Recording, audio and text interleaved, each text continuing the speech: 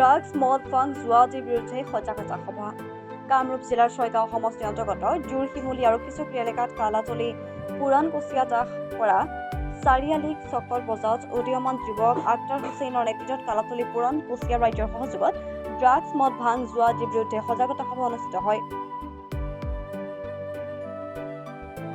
উক্ত সজাগতা সভাত সভাপতিত্ব কৰে নইমুদ্দিন আলী আহমেদে।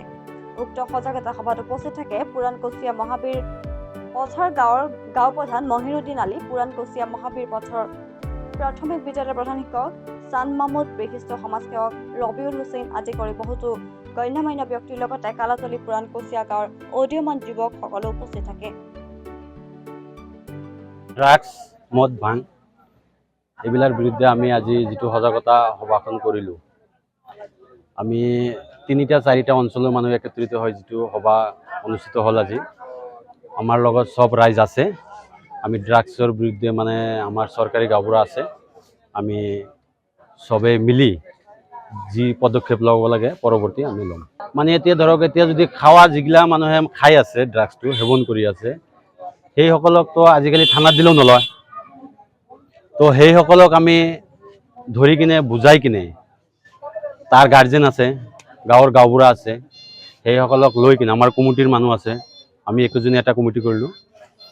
তো সেইকেইটা আমি সিদ্ধান্ত ল'ম কি হিচাপত তাক ট্ৰিটমেণ্ট কৰিব লাগে বা কিবা যদি দিব লাগে আমাৰ কমিটিৰ ফালৰ পৰা পইচা পাতি বৰঙণি।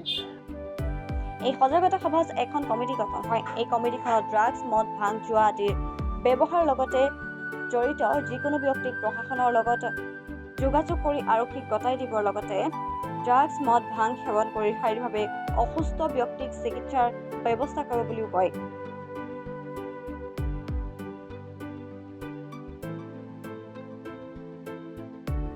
ড্ৰাগছ বেচা আৰু কিনা এনেকুৱা হৈছে, বহুত ল'ৰা ছোৱালী কি হৈছে ক্ষতি হৈছে। সেইকাৰণে আমি নিজে অনুভৱ কৰি বিভাগীয় কৰ্তৃপক্ষলৈ আলোচনা কৰি এই ড্ৰাগছ বস্তুটো নিৰ্মাণ কৰাৰ কাৰণে আমি এই ৰাইজক আহ্বান কৰি মাতি আনি মিটিং কৰি আমি নিৰ্মাণ কৰিম বুলি আশা কৰি এই মিটিংটো কৰোঁ।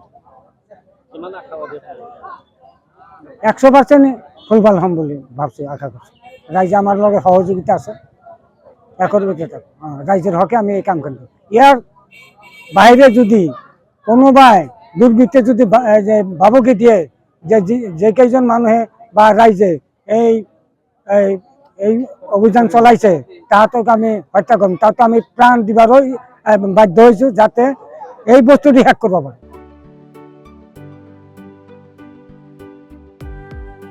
কৰিমাৰীৰ পৰা আব্দুল মতিনৰ ৰিপৰ্ট, প্ৰাৰ্থ টাইম ডিজিটেল।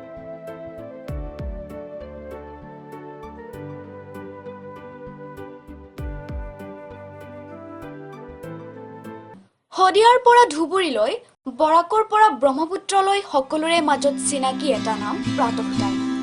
থলুৱা ভাষা, কৃষ্টি আৰু সত্য বাতৰিৰ আধাৰত প্ৰতিষ্ঠিত খবৰ প্ৰাতঃ টাইমৰ প্ৰতিটো বা বাতৰি পুংখানুপুংখভাৱে চাবলৈ Facebook, YouTube, website, Twitter, Instagram আৰু ব্লগাৰ পেজত লাইক আৰু ফ'ল' কৰক।